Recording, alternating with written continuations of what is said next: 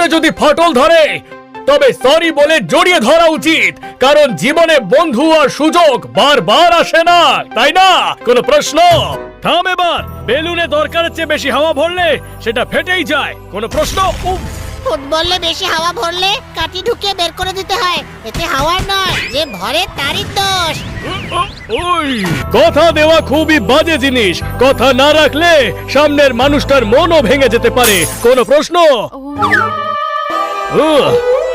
জীবনের স্রোতে হারিয়ে যায় যে আপেল, সেটা খুঁজে পাওয়া যায় না।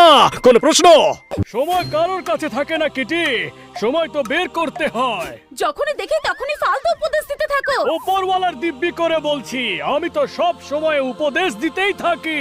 যার কপালে বাঁচা লেখা আছে, হাজার চেষ্টাতেও কেউ তার আঙুল বাঁকাতে পারবে না। কোন প্রশ্ন? তাহলে ও কি বাঁকা করতে পারবে?